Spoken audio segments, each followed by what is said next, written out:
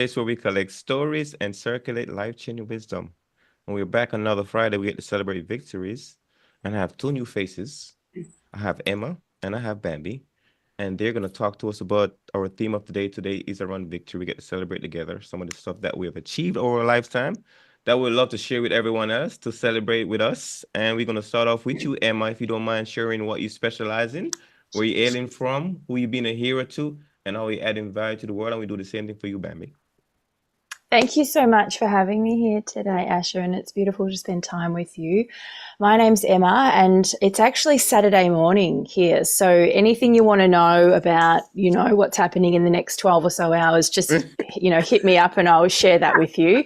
Not even just coming into daylight where I am in Australia. I am a leadership coach, and it's about becoming the infinite leader of your own life.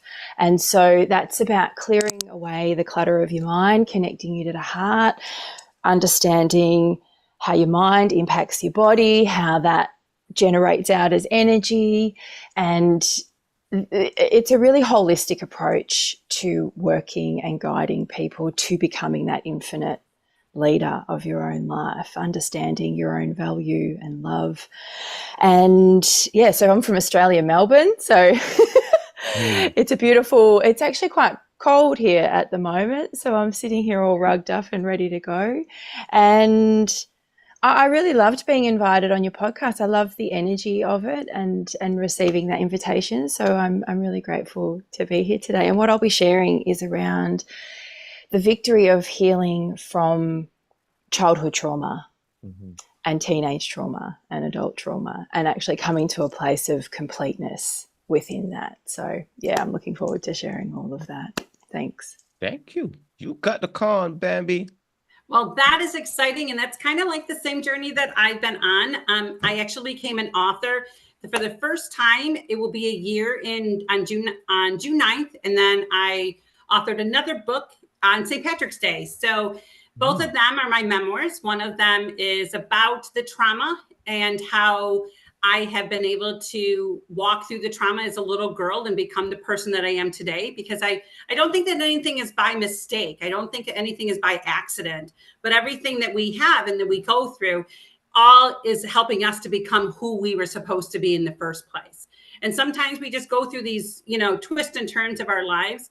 I actually have, my job is kind of unique as I work for the Nielsen TV ratings, which I go into people's homes all day long, listen to their stories, and sign them up to be part of the Nielsen ratings. So for the last 16 years, I have been in people's homes every single day, from the Census Bureau that I started off and then working for Nielsen. So I get the opportunity to hear people's stories, to have all kinds of table talk, everything that they want to tell me. And it actually has helped me to become the person that I am today. I am also a mother of 6. And I was a single mom. I did homeschool my kids for 27 years of their lives. So that is a great accomplishment.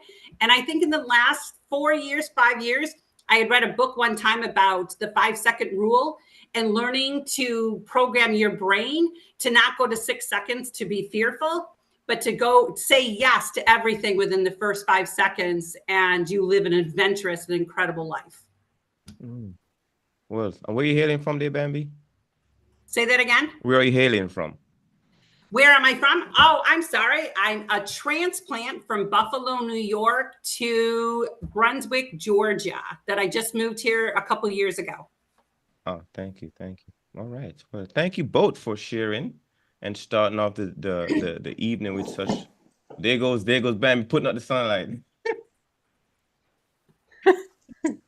So we're gonna. I'm sorry, Emma. Emma. So we're gonna start with you. So, what victory that you want to reinforce today? Yeah, it's actually something that I've recognized recently, which was coming into completeness from childhood trauma and the experiences that I had.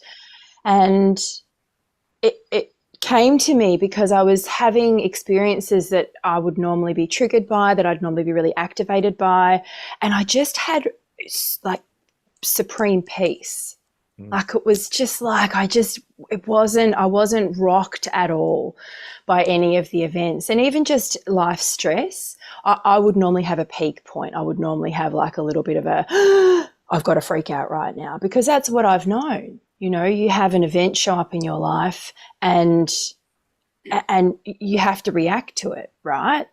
And so that's what I learned early on from trauma, and also really to be on edge all the time, like watching. I had to watch people. I had to know what they were doing. I didn't know who I could trust. And the people that showed up that I thought, you know, you could trust, they were not at all trustworthy. And so, and took advantage of that kind of innocence as well. So coming to a place of recognizing that I've completed that. I've completed the lessons. I've completed the learning, and I have such an incredible amount of peace within me now, and the discernment that comes with that is amazing. You know, and I've been in the development space for over 25 years now. It's showing my age. And and so, you know, in my own and working with others and being in the coaching space for around 15 years. So it's been an incredible journey, but to understand that I'm no longer stalled at an age, because that's what happens in our psyche, in our minds. When you experience a trauma at a particular age, if you don't keep doing the work to move through it, if you don't look at all aspects in a whole way, mind, body, and soul, you will stall developmentally in that age. And so your reactions, your relationships, everything sits in that age. So for a long time, I was sitting in this little 5-year-old girl, you know, and then I was sitting in my teenage years. And so I never fully grew up, to be honest, emotionally, until I was in my 30s. And it was through that growing up process that I could see all the ways that I'd stopped along the way. And, you know, I was so attached to it, because obviously we have core beliefs, right? This is what I've really come to understand in the past 10 years, and they cannot be changed. So if you have a core belief that's, I say, I'm not worthy, you can never, ever change that. All you can do is become aware of it, that I know I believe that. It's not true. However, I can't change that, because your core beliefs are stored in your subconscious. And so they're there forever, right? They're just there. Reptilian, it's just how it is. But what you can do is become aware of it and change the actions around of it. So, and that's what I've been doing, is just unraveling those actions and choosing different ones to come to a place now where I'm sitting in peace. And, you know, it's not to say my life doesn't get stressed, not to say that things don't arise, that don't come up, but how I learned it was through my beautiful kids, because I've got teenagers, right? And I've got a girl and 2 girls and they're delightful as teenagers. And so what's interesting about that is I was actually quite activated by them a lot of the time. And over the past 6 months, year, I've just gone, oh, there's such a different view of what they're experiencing, and I'm not in their experience, which I think is a lot of the time what happens with your core beliefs when you really attach to them and don't have awareness around them. You kind of attach yourself to every experience, and you see yourself in it, and you see how it's impacting you. And that's what I mean by emotional immaturity. I didn't have the same regulation as the kind of regulation that you need. I was very dysregulated and attached to how other people were around me in order to regulate myself. And now that's not even a thing. You know, now I understand that my feelings, I could go into a lot of it, but I'll keep it really simple. So now I understand that whatever is happening within me is reflected outside of me. That's awesome. Thank you. And congratulations to you, my friend. And I think we might keep the theme here for maturization. I think your maturization process, let me get that word right. I'm curious about your maturization process, Bambi, who was kind of similar to Emma or not. I'm curious. Yeah, it's kind of, you know, for the last 25 years, you know, my birthday is on January 8th. So I always look at, you know, here I'm born on the first month and the 8th day, which is the number of new beginnings. So every year I would go to the beach or some water and I would say, is it time for me now to write my story? Have I healed enough to be able to set my story to words and set my story to a book? And every year it was a no until last year when I went to the beach for again. And I said, okay, God, is it time for me to write my story? Have I gone through enough of the healing process to know that my story isn't going to be of unforgiveness? It's not going to have a calloused background to it, a feel to it. And I came home that day and I looked at my rag doll, which was my security blanket when I was a little girl, that she knew all my secrets. She has all my tears. She knows everything about me. And I began to write my story. And my story, it took me 3.5 weeks to write because I had been living it for 54 years. So I knew my story and I didn't leave anything out. I made sure that my story told the secrets, told the rawness, and told the brokenness and how God had transformed this little girl into the person that I am today. And when my book came out, I would tell people that when they would buy my book, I would give them there's a candy thing called Reasons, and they're chocolate and it's spelled REISSEN. So I made a little strip and I said, you are the reason I wrote my story. And I would give everybody that candy as I handed them my book, because I didn't write my story for myself because I already knew my story. I had lived my story. I wrote my story to give other people and other women permission to be able to write theirs and to be able to touch different cultures, because all cultures have the same thing that happened in each culture, but we just don't talk about it. And some cultures don't talk about it more so than others, but that it crossed over the lines to other people. And when other people had said, you spoke to my soul, you gave me a voice. And so when I had read my book for the first time, I sat up all night long to read my story. And I realized, and I cried, and it was a healing time, but I realized I didn't know that girl anymore. I didn't know who she was. And all I wanted to do was hug her and tell her that she's going to make it. And when I realized that, I realized I have become who I was always meant to be. Yes, there are some things that, I continue to work through. This year, my goal this year is to not engage in the stories that I tell in my head.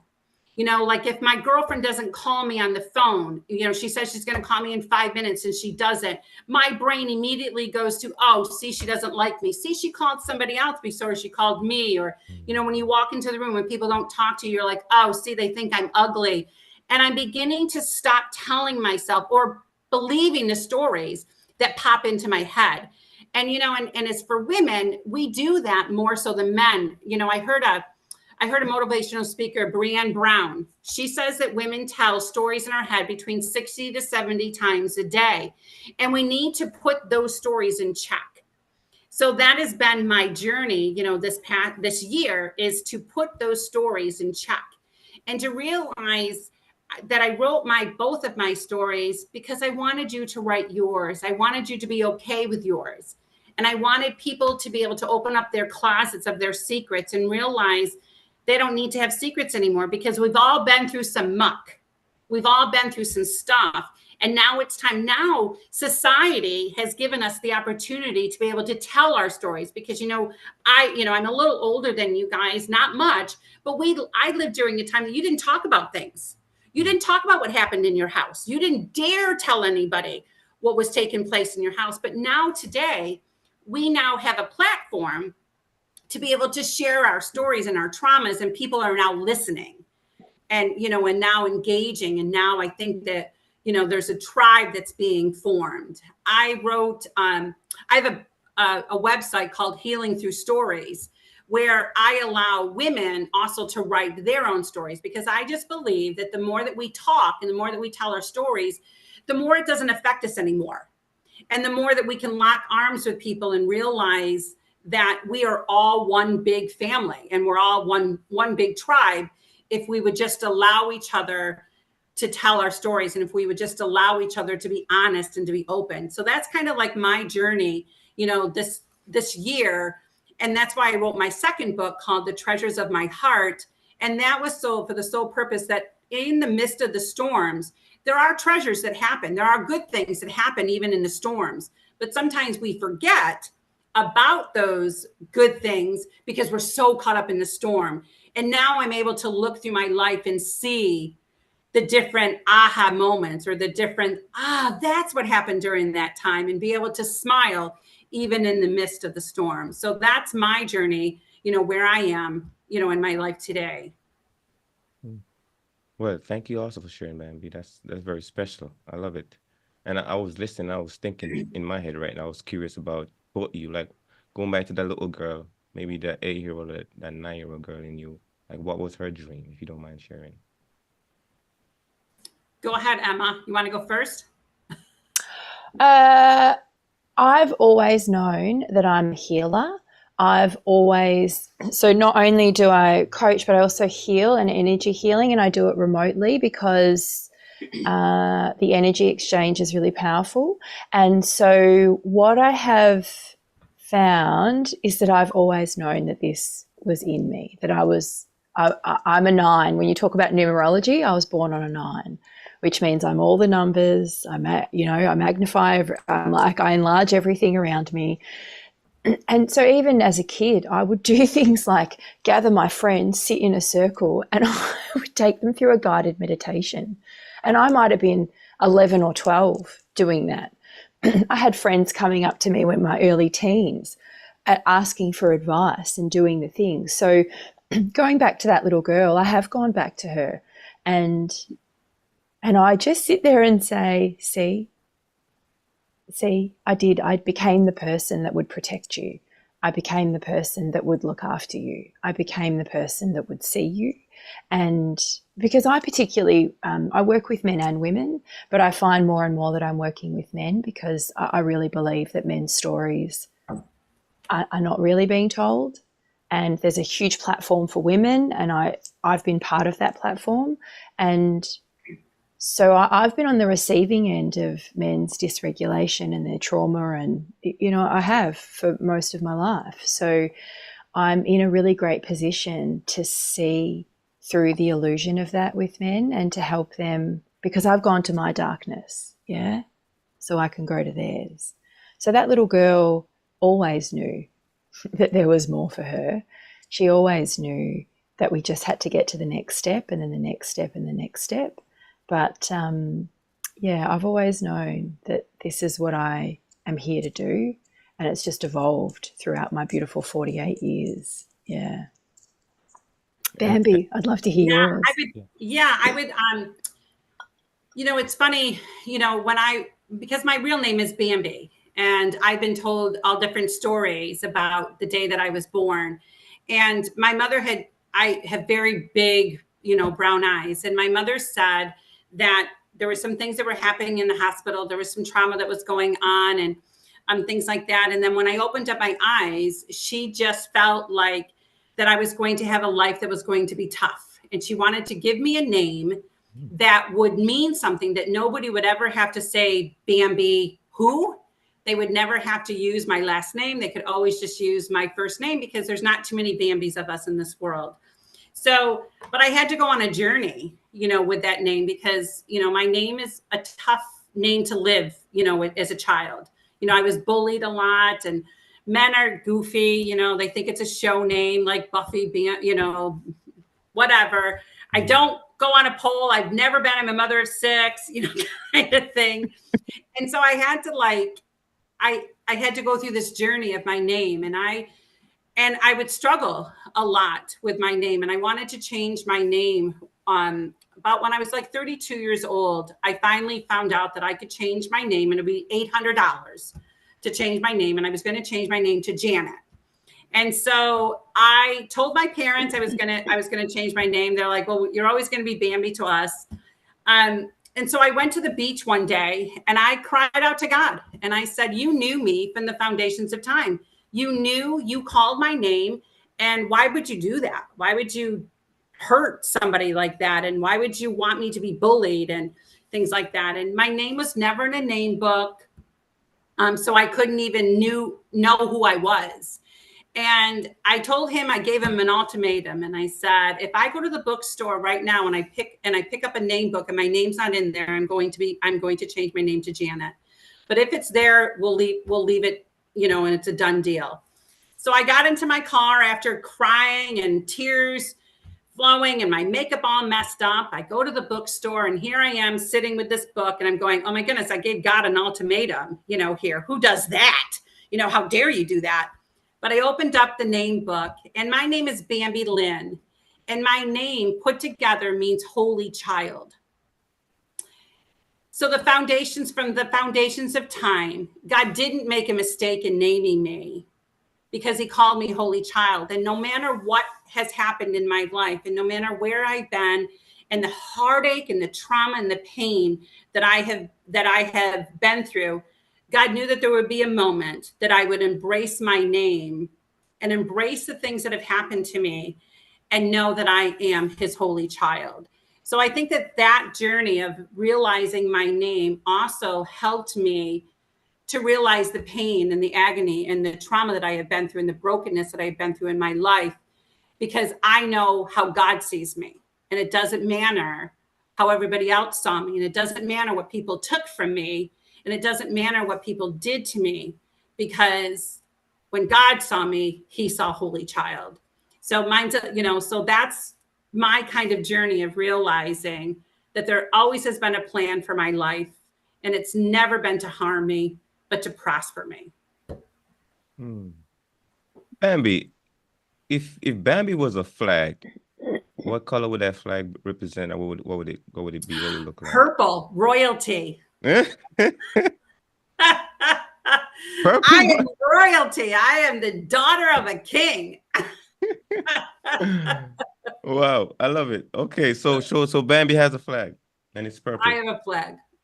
What about you, Emma? You got a flag. What color? If Emma had to be represented by a flag, like a country has a representation of its flag, what would your color be, and what would your flag represent? So my name, Emma, means healer of the universe. I mean, no big deal. No pressure. No worries. I would have to say that it would be like an emerald green, but it would have like a gem in the middle of it. So it would have to be a white gem and with flecks of light going through the green. That would be my flag. And honestly, as much as I love Melbourne, Australia, I love Melbourne and I love Australia. However, I might go pick a country that's warm all the time. Yeah, I might do that. It's pretty cold here in Melbourne. No snow, but still, I might pick somewhere warmer. Yeah, that might be good. And what would your flag represent? Truth, love, and freedom. Mm-hmm. Yeah. You get to celebrate that today. Oh, every day, every moment of the day. Truth. Yeah, you were speaking a lot of truth today, both of you, with your story in depth. Yeah, years ago, I had a dream or a vision or whatever it was, but I was walking on a platform and I was actually in a royal purple suit. And I walked up to the podium and I looked out to the audience, and inside of the audience were people that looked homeless and they were dirty. You can smell the stench of them, and they had words written across their chest. And the words were, unforgiven, dirty, shame, and all those words. And I began to start talking and began to give my testimony. And when I began to do that, their clothing began to change and the looks of them began to change. And then new words began to be put on their chest: forgiven, set free, courageous, beloved, loved, and they had changed. So, I would ask God, and this was like in my late 20s that I had this vision. So I had, I continued to ask God, when is this vision coming to pass? When is this going to happen? And I realized just recently it has happened. The more that I get to tell my story, the more that I get to, use the platforms that God has given to me, the more that I get to present my book, to people and conferences that I have been part of and different organizations, the more that vision is coming true. I'm always thinking I'm going to be on this big stage, and God's saying, no, I called you one door at a time. My job gets me at a house every single day. So I don't need to have a platform. I just need to have a door. And so he continues to give me, those doors. Wait a minute. Which one of you say your name meant healing the universe? Her. Yeah.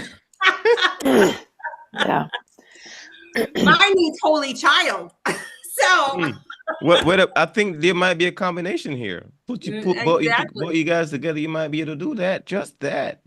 Interesting. But it's so true though, isn't it? That when you tell your story and the truth of your story, because for me, for a long time, I was still very much in a victim and survivor mode where I was, I would call it my big, bold, bright and shiny stage of life where I was like, I'm fine, I've experienced this, but I'm good. Like, I'm so tough, I'm amazing.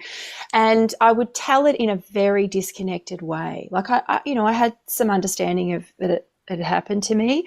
I will say this, I didn't actually remember mine until around 2020. When lots of stuff happened around the world, and it actually brought out my memory. I didn't remember most of my trauma. I had like little snap points of it. So I knew it was there and I could feel it in my body, and lots of everything I'd done throughout that time was like, yes, this is in there. But the whole full story came out. It went from snapshots to like the moving picture of the years. And so in about 3 months, I remembered pretty much everything, which is, that's a lot. But in saying that, once you do that, because I've written my story and I've popped it, and I've actually read it out on TikTok recently, actually. So you can go there, find me, and you can actually find the little parts and listen to it. But it's a really healing space, but you have to go for the truth. Would you agree? I won't put words in your mouth, Bambi, because it feels like that's what you're saying. When you go for the truth, and you got to go to the dark stuff. We've all had stuff that's happened. We've got to go and tell all of the story, and not just to anybody else, but to ourselves. Absolutely. We have to be 100% truthful, because there's truth and then there's truthfulness, right? Yeah. Mm-hmm. And so, because truth often can be overshadowed by your core beliefs, by what you want to believe. This is the truth, because that's what I did for years. I wanted it to be a particular way. I wanted to be healed. I wanted to be okay. I wanted to be strong, but I hadn't gone to the truth of my story. I hadn't been really truthful with myself. So when you're given the opportunity to go for the truth, and that's, doing what I do, I love that, because I've gone to my dark side. I'm not afraid of yours, because I'm not afraid of mine. Mm-hmm. I actually roll around in it. I love it, and I'm in it. Not in it all the time, obviously. I'm not in it at all, my dark stuff anymore. I describe it like this: once you start telling your story, and once you start going for the truth, you go to this dark spot within yourself where there's no light, and you get there and you think, oh my God, I can't do it. Like, it's just really scary here. But then something will happen, a little spark of light will be. This is what happens with every single person that I work with, and I love it. And I'm sure all of us can relate to this. And so you'll come back out and you go, okay, cool, did that. That was cool. It's a tiny little step. And when you keep going back into that and you go for more truth and go into the layers and go deeper, more light becomes available to you in that space. And then one day you go in there and it's fully backlit, lit everywhere. You can see all of the truth. You're truthful with yourself about it. And that's, you've got full light. And you're not afraid anymore. You're not worried about that story coming up again. There's nothing there, that can hurt you, harm you, stop you, block you, anything. Yeah. What you described earlier was beautiful, Bambi, about understanding the power of your thoughts and knowing that they're not real, and having a discussion, becoming an observer of them, going, oh, well, that's just crazy. How would I know if they liked me or not? I'm not in their head. I've just got to like me. I've got to love me. Yeah. And then that, become a magnet to that everywhere you go. So, yeah, I've been here. I'm loving hearing what you're saying, Bambi. There's so much truth in it. I was thinking too, is that, during the pandemic, I had a life coach. I hired a life coach thinking, okay, let me just, start going even deeper, and I hadn't written my book yet and things like that. And she asked me to give her a word picture of my life and how I felt like my life was. And I said, this is my word picture, is that I get all excited and I'm very detail oriented. I want to make everything really pretty when I'm doing a party. It's every detail is taken care of. Every color is the way that it's supposed to be. The guest list is amazing. The food is going to be great. And then everybody is showing up and we're going to do the grand finale. And the problem, what I would do is that it's kind of like having fireworks. We're being prepared and getting all excited because we're going to have this grand finale of fireworks and the grand finale of the party. And I have a tendency when the grand finale is ready to come, I put my hand over top of the fireworks because then I get scared that the grand finale is going to happen. I'm great with the details. I'm great with sharing with you, the things that I've been through in my life. I'm great with being able to do a one-on-one, but God was calling me to even deeper because I was going to write a book, that everybody was going to see. So I had to begin to learn to get my hand off the fireworks and let the fireworks and the grand finale take place, and that I could be safe in letting it take place. That I didn't always have to just take care of the details, but I could take care of it all and be okay that the grand finale was going to take place. And she's like, wow, I've never heard anybody give a word picture that way. She goes, but that is such a great way of looking at your life. And I needed to begin to stop putting my hand over the fireworks because for me, God had something bigger for me, but he wasn't going to give it to me until I took my hand off of the fireworks. So, that was like when you were talking, I was thinking about that that. And then I was able to write a book, 2 years later. Mm-hmm. This is what's showing up for me. I'm listening and I'm thinking about the theater of life. You got the front stage and you got the backstage. And oftentimes that we see a lot on the front stage what everybody sees, but then people are like, I want to see what's going on in the backstage, Bambi. Or I want to see what's on the backstage. If you pull away the curtain and I get to see what's backstage, could you tell me about that journey back there? And by sharing that, I think people starting to see themselves like, okay, there's two sides to you, right? To your theater of life, there's two sides of you. The one that you show up with everybody get to see on front stage, but then there's the backstage. But how do you share the backstage? Because I think that's the hardest part to share, to try to share the backstage. So how did that feel for you there, Emma, with your backstage? So vulnerability is one of our most challenging things to embody in our beautiful human life, because it's our most authentic self, right? That's what you're speaking about, getting to see behind the curtain. But it's also the most challenging thing for people to let others in and to see it, because they think that it's a weakness. If people know that I've experienced this, if people know that I have fear, if people know that I feel shame, because let's face it, shame is everyone talks about fear, but shame is our biggest emotion, right? It is. It's the one that holds us, stops us, hides us. It's like, and it's energetically, like as an energy, it's like it really does push out. Because that's one of my gifts. I get to feel into people really quickly. And most of the time people feel shame for things. So yeah, seeing behind the curtain, vulnerability is a really huge piece of that. And allowing yourself to see behind the curtain is probably the scariest part. Because let's face it, most people don't want to know what's behind there because they don't know what to do with what's behind there. They don't know how they're going to be after they uncover it. Because once they go behind backstage, other people will come backstage with them. They'll follow. Do you know what I mean? I do. I see someone walking down a little path. If I see a tiny bit of light and I think, what's there? I'm going to go. Like, that is me. I've been to concerts where I found myself in like little back parts because I'm like, where's that? Where are they going? Like, and off I go and follow. I'm a bit naughty that way, but like that's curiosity, that's life. So yes, I think vulnerability is a key piece to getting backstage, and it's not really that scary once you get there. It's really not. Once you're truthful and honest with yourself about what's backstage, you know, like it's not so bad sharing it with other people, because you're right, you give other people permission to do the same thing. Mm-hmm. And they want to start looking in their own little curtain behind them. They're like, okay, I've seen yours. Let me go and have a look at mine, because that seemed okay for you to do. And Bambi Yeah. does that. Yeah. And for me, is that I permission think, in your book? yeah. And I think we, in talking to both of us, I think you have two women that have done the work. You have two women that we haven't arrived, but we've arrived in ourselves, and we've looked at our reflection and said, that's my hero.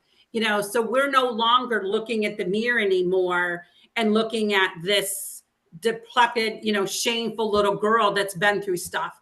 We are now looking in the reflection in the mirror and saying, we are overcomers.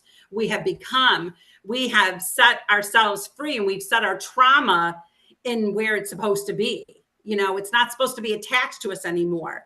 So you have two women that have done the work, you know, that if you would have interviewed both of us, and I don't mean to be talking, you know, for you, but for me, if you would have interviewed me 5 years ago, you still probably would have seen such a broken person, and somebody that wasn't accepting the pain that I had gone through. You know, I tell a scenario inside of my book is that, you know, when we're little girls or little boys, we have a puzzle put together in our minds of what life is going to look like. It's like we go to the store, we get this puzzle, we see this picture, and we're going to put it all together. And then when we put the picture all together, it doesn't look anything like the front cover. And that's kind of life, is that, you know, life is just all the pieces are thrown down on the ground, and we have an expectation of what it's supposed to look like. But then when we put the pieces together, it forms something totally different than what we thought, but it's still a masterpiece. But it's still a beautiful picture. It just isn't what we expected. You know, I expected to have, you know, the picket fence, the kids, the dog, a husband that loved me, and, you know, a life that I was going to grow 50 years, you know, and celebrating a 50th wedding anniversary. That didn't happen for me. But that doesn't mean I don't have a great picture for my life. That doesn't mean that I haven't gone through things that have created who I am. I just don't have that. But I have so much more. And I think that if you opened up you know, I think I'm okay to be vulnerable. I'm okay to tell my story, because my story has healed me, and my story can also start healing you. You know, and so when I tell people, the first thing I always tell people, when you know, open up that curtain and find that mirror so you can find your reflection. Open it up. You have an amazing reflection. You have an amazing story. You have an amazing life that has been given to you. And all of that muck and all of that yuck has created who you are. And it's okay, because you are something beautiful. But it just takes a little while. And I think that, you know, I've done a lot of work, and I'm okay with the curtain being open. I'm okay with it being wide. Years ago, I used to, I wrote a blog on windows, and I don't know, but years ago, there used to be a home interior kind of thing. It was home interior, home and gardens, and they were home parties that taught us all how to decorate a wall that people were going to see when they walk by your house. So when you looked at their wall, you would see something, and you could begin to tell the story. You know, but some of those, and so I wrote about that, about the window. And, you know, when my ex-husband had left the house, and there was a lot of domestic violence, there was a lot of pain within that house. The funny thing is, the first thing that I did is that I took the curtains off my front window. So that for me, it was a revelation that there is no more fear, and there is no more sadness in my house anymore. And that I was willing to have the curtains be open for anybody to look into my house and see that now I have survived, and see that now I have become, and to see that now I'm not crying all the time, and the pain's not there anymore. So I think both her and I have done the work. Mm-hmm. Here's Yeah. you said something earlier, and that gotta be like a Bambi quote right there. You said my story healed me. Like we can only be healed by our own story. Like if we once we understand that our story is what's gonna heal us, but Yeah. we gotta see the picture of it, like you were saying, you gotta put this thing together. And once you put it together, it's like, wow, my story was my healing. Yeah. And if you can accept that part of it, then life will feel a lot more different. So thank you so much, Bambi, for putting those words, those combination of words together, because I felt that one.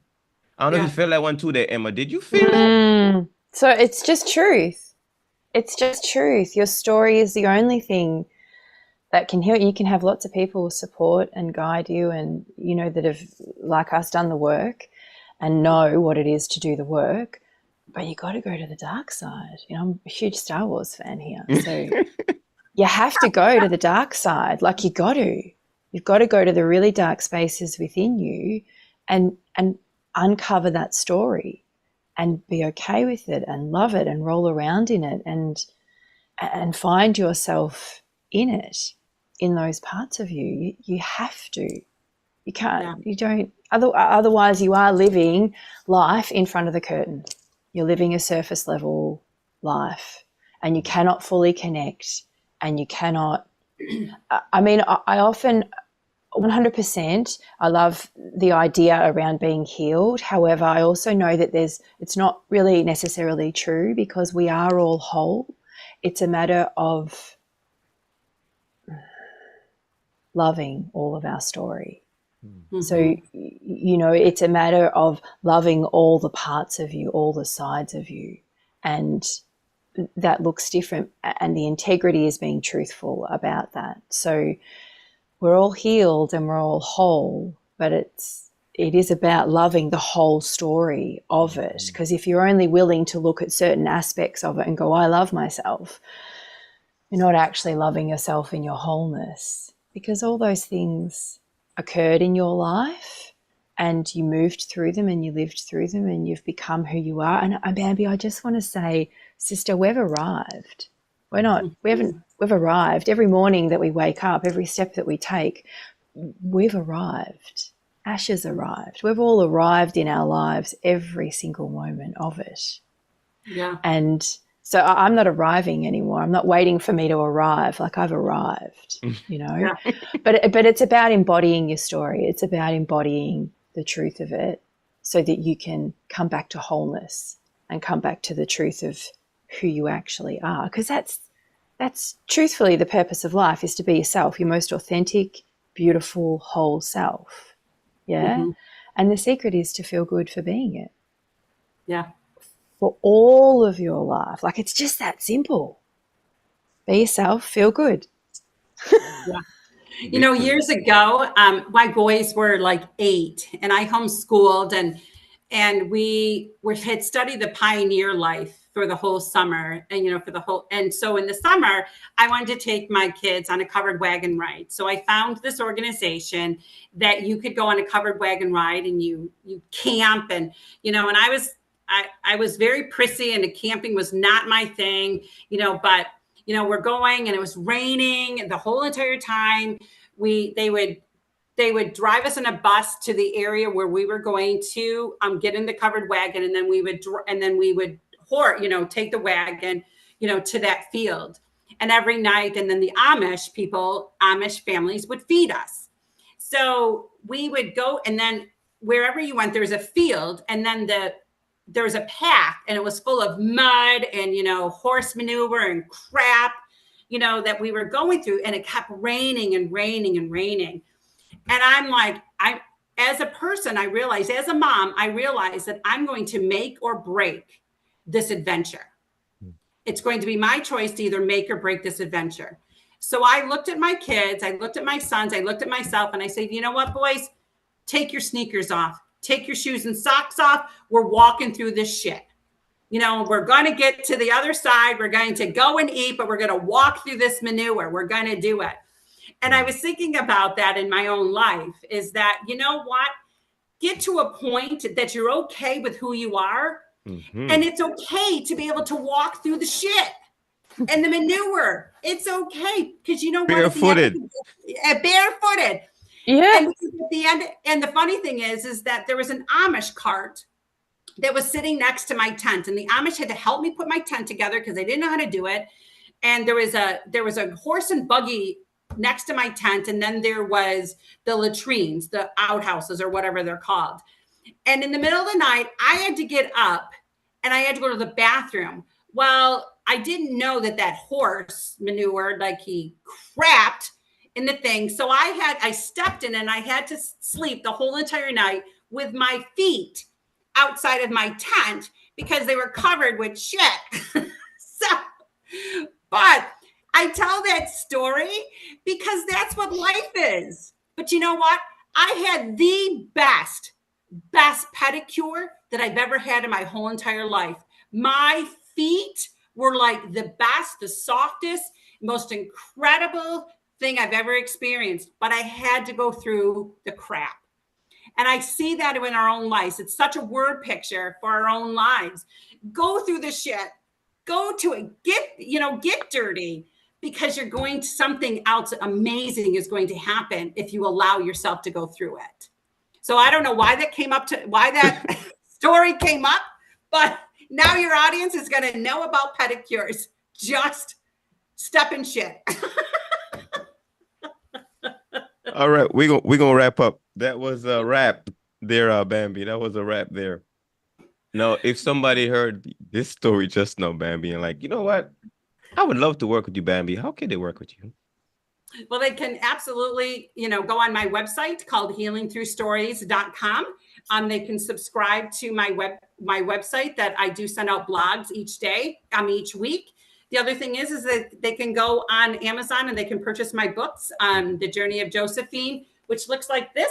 Mm-hmm. And I did win two awards on this. I won gold on my cover and I won silver for my writing. This is my first book I've ever written. And you can also go and order The Treasures of My Heart. You can get them on bookstores. You can get them on my website, which always helps the author better instead of going to Amazon and Amazon taking, 40% of your income. But if anybody wanted, to reach out to me, wanted me to be a guest on their show, just go to my website, healingthroughstories.com, and it's all one word. And then you can also email me, josephine.rstory@gmail.com. Perfect. Emma, if they heard you today and was like, I felt that lady today. Melbourne, Australia, here we come. How can they connect with you? So you can go to my website, which is, you can see my name on the screen if people are watching this and not listening, but it's Ema Muir, and Emma with one M.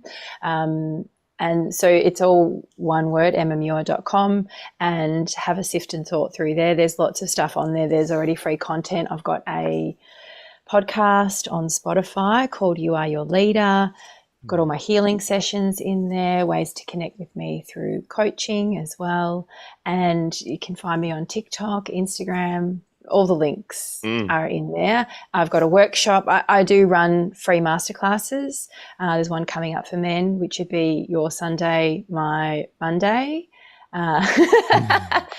Around the same time as now. And yeah, there's lots of ways to connect with me, but that's probably the best place to go there and to have a look through. There's free videos in there that you can have a look at just to get a taste of what I offer and what I do.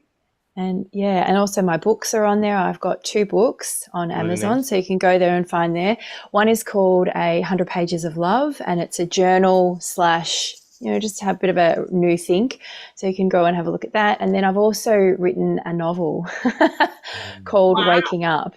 Yeah, it's a romance novel, about 100.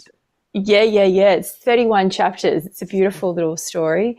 And that's, again, the links are on my website under the page of More For You. So you can go there and find it, or you can just head straight to Amazon. So many ways to connect with me, and I would love to help guide and support you and be, Bambi, you're amazing. I've loved hearing you. You're such a storyteller. Like, it's been beautiful to receive that and to be around that today. Asha, you're amazing as well. And I also wanted to make sure that if people go to Amazon, there are 2 Bambi Lyns on Amazon. One of them is an exotic porn writer. I've got to say, Bambi, I wanted to be really surprised about that, but I'm just not. Like, I'm sorry. I'm just not. Like, you have completely restored the name with me today. Like, never again. I've gone back to Bambi, like Snow, like the whole Walt Disney thing. Yeah. I've gone back to that So now. just so you know, that's not me. I'm the next To be one clear. down. Oh, that's beautiful. There's only one Emma Muir so far that I can find on spelt that way on Amazon. So, so far that could just be me and my searching. They asked me to change it, and I said no. It took me all these years to love my name. I'm not changing it. Oh my God! Love your name without a profession. I love it. Yeah. This is a victory day. Thank you guys so much. Oh my God, this is beautiful. Thanks. Emma, what is your biggest takeaway from this conversation today?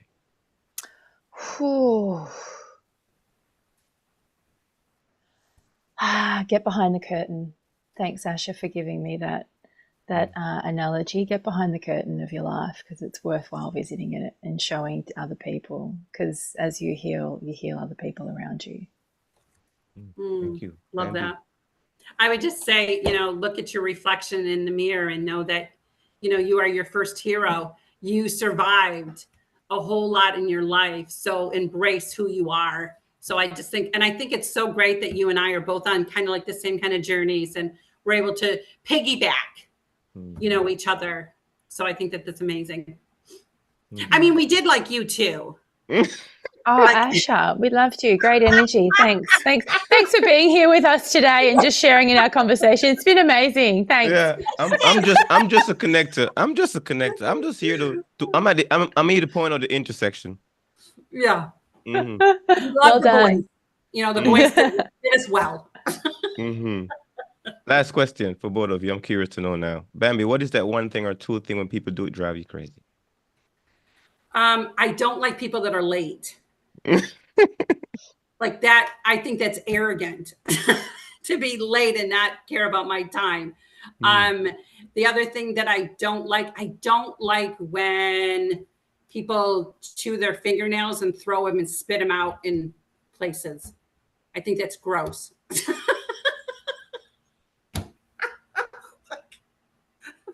Same question for you, Emma. Looking out your window. Because I'm trying to think. Not much gets under my skin these days. What gets on your skin then? Do you know what? I don't really like, okay, it's a kid thing. I don't like slime. I don't like the feel of it. I don't like anything about it. And so when I see kids playing with it, I'm like, get that stuff. It's like, get that stuff away from me. I don't like that, because we still have like kids walking around playing with slime and playing, can't even. And do you know what really does still bother me today? People's lack of kindness. Like it costs you nothing to be kind, and to not say the thing. Some people go, well, I was being honest. Still mean. Exactly. It didn't change, it didn't change your time in the house to, like to hold back. Like, you can just zip your lip sometimes. So I think, people's inability, or not inability, but not choosing to be kind. Yeah. Well, we have learned so much from each other today. And what I've learned so much from you both, that you guys are very powerful in your space. You've owned your story very well and not afraid to share it. And the backstage, it is beautiful back there too. If we shine some light on it, we can see some stuff that's beautiful. Yeah, so thank you for sharing your backstage and your front stage as well. And any last word before we guys take off? I think we've talked it all out, but if you need a pedicure, go to a barn.